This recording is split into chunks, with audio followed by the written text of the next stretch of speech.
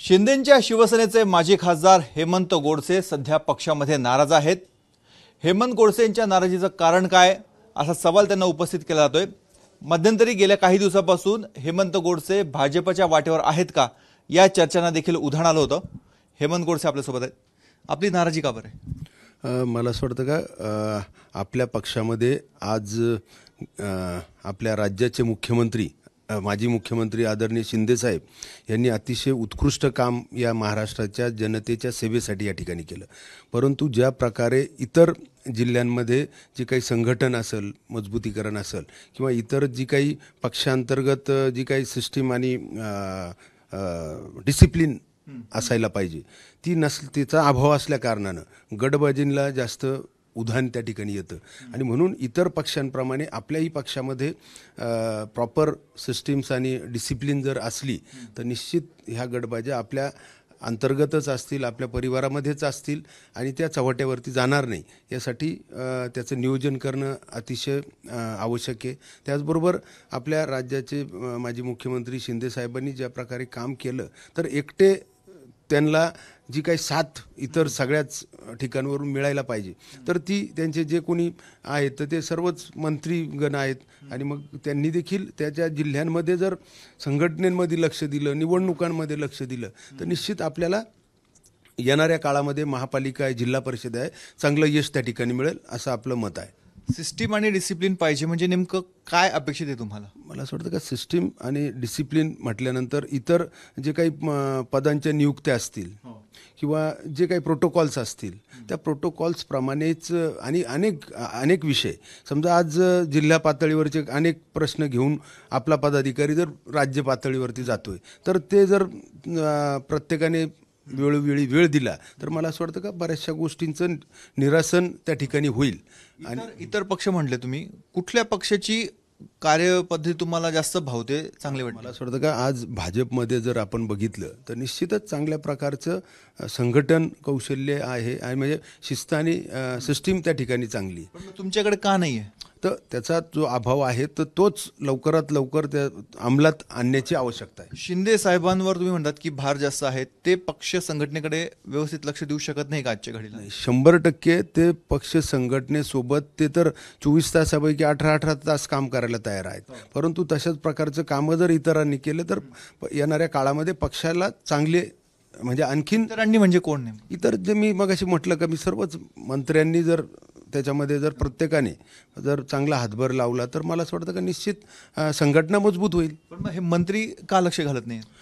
मला हेच सांगायचं का त्याचा ह्या गोष्टींचा अभाव असल्या कारणानं ती वेळ आलेली आणि मग तो जर दूर झाला तर निश्चित येणाऱ्या काळामध्ये आपल्याला निवडणुकांना सामोरं जायचं आहे आणि म्हणून चांगलं यश त्या ठिकाणी मिळू शकतं। नाशिकचे मंत्री म्हणून दादा भुसे ओळखले जातात, पालकमंत्री पण राहिलेत, ते कुठे कमी पडत आहे? मी एक जिल्ह्याच्या मंत्र्यांच्या ऐवजी सगळीकडेच म्हणजे उद्या ती सिस्टीम सगळ्या राज्यात कुठल्या जिल्ह्यात तुम्हाला असं जाणवतंय? मी ओव्हरऑल सांगितलंय। मला असं वाटतं का ओव्हरऑल सगळ्या जिल्ह्यांमधल्या मंत्र्यांनी जर स्वतः व्यक्तिशः लक्ष घातलं संघटना मजबूत करण्यासाठी। आज जर आपण नाशिकमध्ये बघितलं तर नाशिक जिल्ह्यामध्ये केवळ एक नांदगाव विधानसभा आमच्याकडे आणि मग इतर 14 विधानसभेमध्ये भाजप राष्ट्रवादी आहे, परंतु मग तिथल्या पदाधिकाऱ्यांना जर उद्या काही ताकद पाहिजे असेल, काही मदत पाहिजे असेल, काही प्रश्न सोडवण्याच्या संदर्भात असतील तर मग त्यांना अडचणी व्हायला नको, ते मजबूत करण्यासाठी त्यांनी लक्ष घातलं तर अनेक गोष्टी त्या ठिकाणी। एकनाथ शिंदेशी या संदर्भात कधी चर्चा केली आहे का? त्यांचा काय तुम्हाला रिस्पॉन्स मिळाला? आपण वरिष्ठ नेत्यांशी या संदर्भामध्ये चर्चा केली, त्यांनी देखील आपण जे म्हटलो त्यावरती आपण निश्चित पक्ष विचार करेल अशा प्रकारे म्हटलेत आणि मला असं वाटतं का निश्चित ते करतील असा विश्वास आहे। पण मग तुमचं लोकसभेमध्ये पराभव झाला, त्यानंतर तुमचं पुनर्वसन कुठे झालं नाही म्हणून तुम्ही नाराज आहात। महापालिका निवडणुका आहेत, तुमच्या सूनबाई भाजपमधनं लढण्यासाठी इच्छुक आहेत म्हणून तुम्ही पक्ष सोडण्याच्या तयारीमध्ये आहात, अशा ज्या चर्चा आहेत यावर काय उत्तर आहे? नाही, मला असं वाटतं का आमचा पूर्णपणे विश्वास हा आमच्या मुख्य नेते आदरणीय शिंदे साहेबांवरती आहे। त्यांनी मला असं वाटतं का लोकसभेनंतर अनेकदा प्रत्येकाला ज्या ज्या ठिकाणी ज्यांच्यावरती अन्याय झालेत तर त्यांचं पुनर्वसन त्या ठिकाणी केलंय। अनेकांचा विचार आहेत आणि आम्हाला सगळ्यांनाच विश्वास आहे का ते जनसामान्यातले मुख्यमंत्री होते आणि नेते आहेत आणि म्हणून ते प्रत्येकाला न्याय देण्याचं काम करतील हा आम्हाला विश्वास आहे. आणि ते सगळ्यांना एकाच वेळी सगळ्यांना तर शक्य नाही, परंतु निश्चित ते प्रत्येकाला जशी वेळ येईल तसं ते निश्चित त्या ठिकाणी न्याय देतील. मंत्र्यांना जबाबदारीचं जिल्ह्याचं वाटप करायला पाहिजे असं तुमचं मत आहे? प्रत्येक जिल्ह्यावाईज जर असलं आणि त्यांनी जर पर्टिक्युलरली जर त्या संघटनेमध्ये जर लक्ष घातलं तर मला असं वाटतं का निश्चित संघटना मजबूत व्हायला खूप मदत होईल आणि प्रत्येक वेळेस शिंदे साहेबांकडे तो भार त्या ठिकाणी जाणार नाही. तुमच्यासारखे नेते का पुढाकार घेत नाही?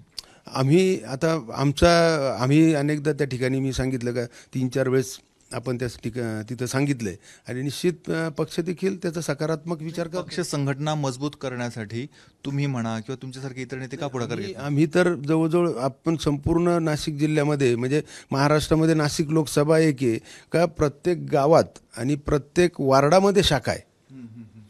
म्हणजे 455 गावं 455 शाखा असतील आणि 122 वार्डामध्ये 122 शाखा महापालिकेच्या वार्डामध्ये प्रत्येक वार्डात शाखा. म्हणजे आम्ही देखील लक्ष घालतोय, परंतु आणखीन त्याला मजबूती करायचं असेल तर मला असं वाटतं का लक्ष देण्याची आवश्यकता. आज श्रीकांत शिंदेशी भेटणार आहात, हा मुद्दा पुन्हा येणार चर्चेत?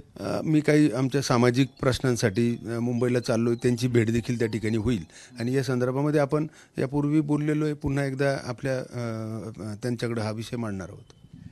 हे आहेत माजी खासदार हेमंत गोडसे. त्यांचा सगळा रोख हा राज्यातल्या मंत्र्यांवर आहे.